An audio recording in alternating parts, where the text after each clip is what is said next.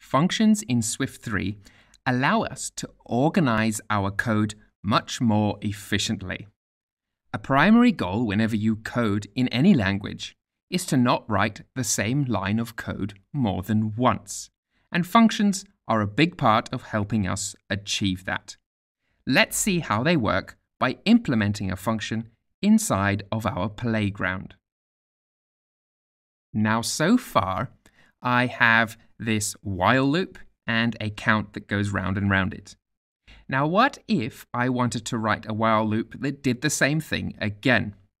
Well, I would have to copy all of that code, and that is a very bad thing. So let's create a function that uses that while loop. And the way we create a function in Swift 3 is by using the keyword func. And let's call this check count. And then we open and close some brackets, and I'll come to those again in a minute. Open and close some braces. Now we're going to grab all of our count and while code and dump it into that function and save it.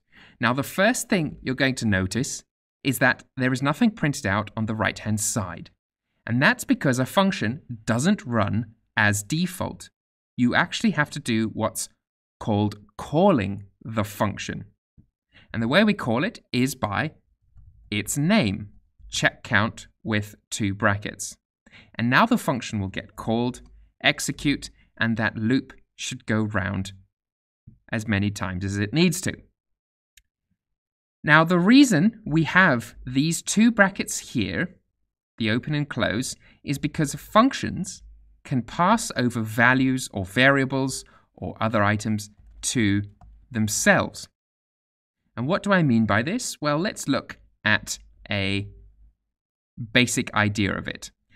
Let's go to our function of check count, and we're going to pass over a variable called message, and this is of type string. So now our variable expects to have a message string each time.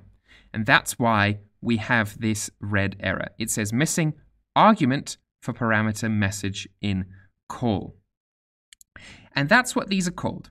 They're called arguments or parameters, or there are 1 or 2 other ways of calling them. But an argument is a good word to remember. So we have to pass it over in check count. We have to say the message I'm going to pass you is the following, not yet. And that string gets passed over to our check count. And then inside of our check count, we can use that message, for example, here under print message. And that will print out not yet 10 times. So we can pass over these variables. Now, the advantage of doing this is I can now run check count and I can send a message called grant. And it's going to execute that code. And if I just drag up this bottom, look how it's executed not yet and grant. And the beauty of that is that, look, we've only written 2 lines of code and we've used the same function, but we've gotten a different result. So that's the fantastic thing about functions. Now we can pass over more than one parameter. So inside of our function, let's have something we pass over called count 0. And of course, whoops, we don't want count 0, we want count integer, because this is of type integer. And now our 2 function calls are incorrect. So I'm just going to delete this one because we don't need it. And inside of here, I'm going to pass over my count and I'm going to give that 0. So now it's passing over 2 parameters to check count.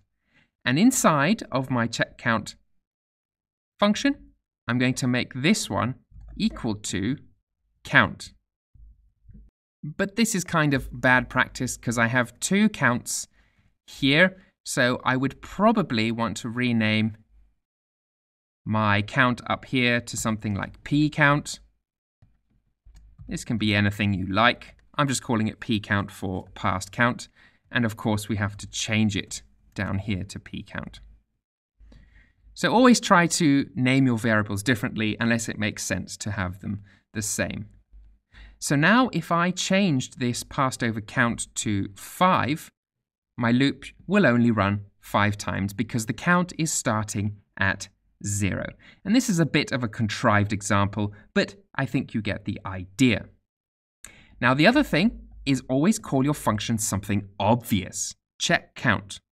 I've got a verb, I've got a noun, and it's telling you exactly what it is doing.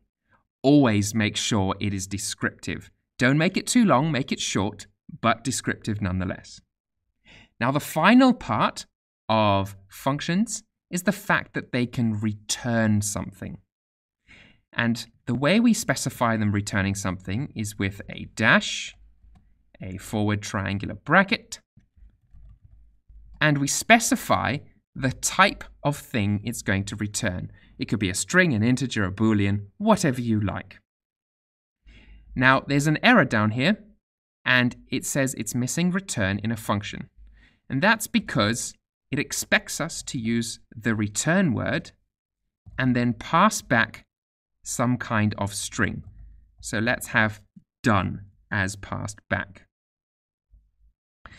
Now, our check count receives back a string, and you can see that we have this done printed out with it.